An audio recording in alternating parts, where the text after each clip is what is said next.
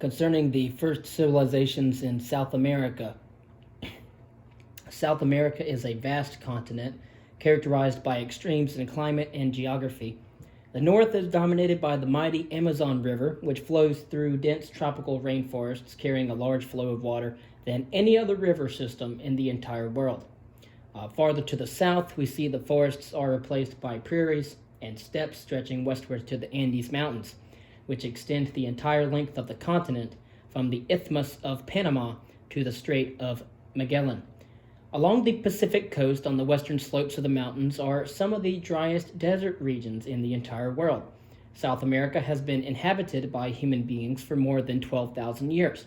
Wall paintings discovered at the so-called Cavern of the Painted Rock in the Amazon region suggest that Stone Age peoples were living in the area at least 11,000 years ago.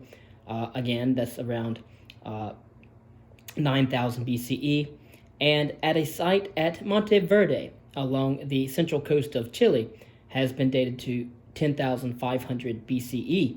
Our early peoples lived by hunting, fishing, and food gathering, but there are indications that irrigated farming was being practiced on the western slopes of the Andes Mountains more than 5,000 years ago. When talking about early peoples and cultures of Central and South America, we need to understand the regions of early human settlements in Central and South America.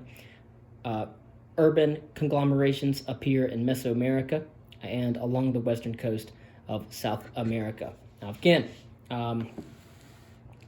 we do have the Mesoamerica. We have Teotihuacan in La Venta, as well as Monte Alban. We also have Chichen Itza and Tikal. All right, and then with the South American continent, you have the savanna farmers in the north. You have farming societies below that near the Amazon River, out of all the different irrigation canals that come out of the Amazon River. To the north west, you have the North Andean chiefdoms. Below that, south to that, along the coastline going inward, you have the Central Andean civilization. You have places like Caral, which we'll get to the Caral culture.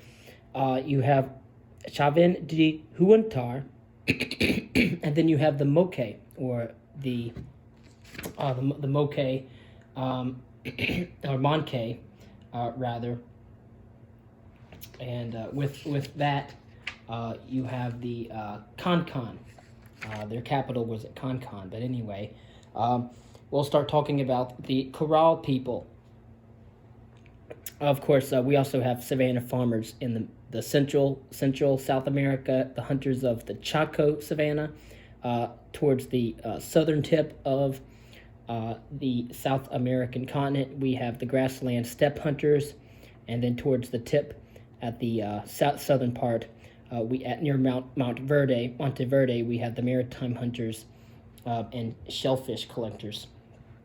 By the 3rd millennium BCE, complex societies had begun to emerge in the coastal regions of modern-day Peru and Ecuador. Some settlements were located along the coast, but the remnants of farming communities watered by canals have also been found in the valleys of rivers flowing down from the Andes Mountains. Fish and agricultural products were traded to highland peoples for wool and salt. By the year 3500 BCE, more than 1,000 years earlier than the earliest known cities in Mesoamerica, the first urban settlements appeared in the region. At Caral, a highly publicized site located 14 miles inland from the coast, the remnants of a 4,500-year-old city sits on the crest of a 60-foot high pyramid. The inhabitants raised squash, beans, and tomatoes, but also provided cotton to fishing communities along the coast, where it was used to make fish nets. Land was divided in a manner similar to the well field system in ancient China, which we have covered earlier. This culture reached its height during the 1st millennium BCE with the emergence of the Chavin style, named for a site near the modern city of Chavin de Huantar. The ceremonial precinct at the site contained an impressive stone temple complete with interior galleries, a stone block ceiling, a system of underground canals that probably channeled water into the temple complex for ceremonial purposes. The structure was surrounded by stone figures depicting various deities and two pyramids. Evidence of metallurgy has also been found in the Caral culture, with objects made of copper and gold as well. Another impressive technological achievement was the building in 300 BCE of the first solar observatory in the Americas. It was in the form of 13 stone towers on a hillside north of Lima in Peru. There are even signs of a rudimentary writing system. Later we will talk more about writing systems in the Inca culture. Chauvin society had broken down, however, by 200 BCE, but early in the first millennium CE, another advanced civilization appeared in northern Peru, in the valley of the Moche River, which flows from the foothills of the Andes Mountains into the Pacific Ocean. It occupied an area of more than 2,500 square miles, and its capital city, large enough to contain more than 10,000 people, was dominated by two massive adobe pyramids nearly 100 feet high. The larger pyramid, known today as the Pyramid of the Sun, covered a total of 15 acres. The other pyramid, built on the side of a mountain, was adorned with painted murals depicting battles, ritual sacrifices, and various local deities. Artifacts found at Moche, especially the metalwork and stone and the ceramic figures, exhibit a high quality of artisanship. They were imitated at river valley sites throughout the surrounding area, which suggests that the influence of the Moche rulers may have extended as far as 400 miles along the coast. The artifacts also indicate that the people at Moche, like those in Central America, were preoccupied with warfare. Paintings and pottery, as well as other artifacts in stone, metal, and ceramics, frequently portray warriors, prisoners, and the sacrificial victims. The Moche were also fascinated by the heavens, and much of their art consisted of celestial symbols and astronomical constellations. Some environmental problems were occurring. The Moche River Valley is extremely arid, normally receiving less than an inch of rain annually. The peoples in the area compensated by building a sophisticated irrigation system in order to carry water from the river to the parched fields. At its zenith, Moche culture was spectacular.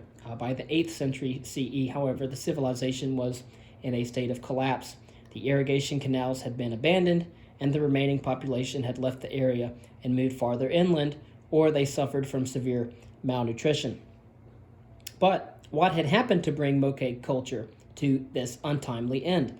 Archaeologists speculate that environmental disruptions, perhaps brought on by changes in the temperature of the Pacific Ocean, known as El Niño, led to the alternating periods of drought and flooding of coastal regions, which caused the irrigated fields to silt up.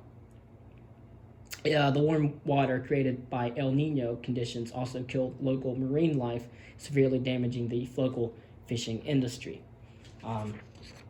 Concerning history in the environment, in Edward Gibbon's In the Decline and Fall of the Roman Empire, published in the year 1788, Edward Gibbon raised a question that has fascinated historians ever since. What brought about the collapse of that once powerful civilization that dominated the Mediterranean region for more than 5 centuries?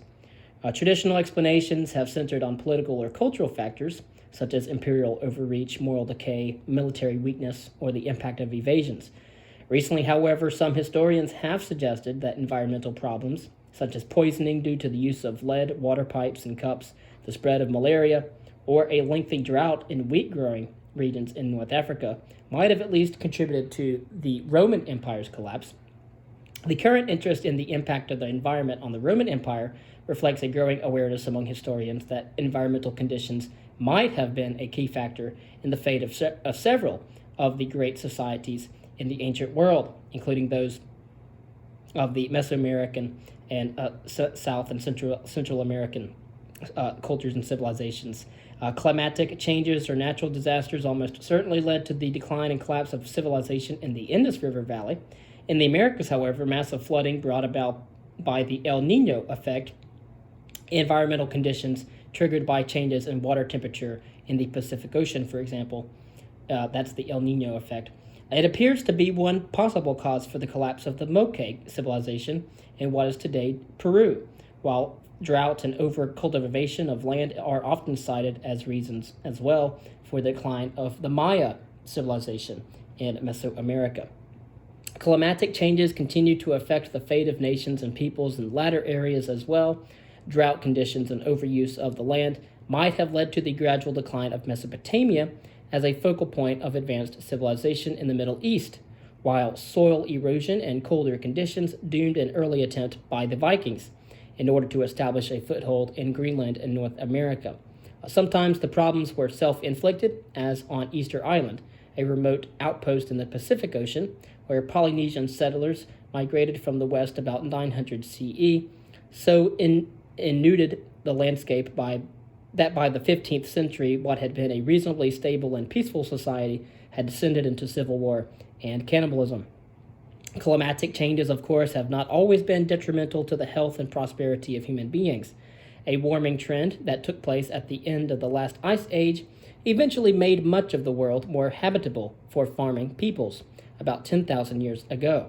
The effects of El Nino, or the El Nino effect, may be beneficial to people living in some areas and disastrous in others, but human misuse of land and water resources is always dangerous to settled societies, especially those living in fragile environments such as the Moche. And so we'll get into the next couple cultures. Will be the Wari and Timor cultures, and before moving on to Inca civilization.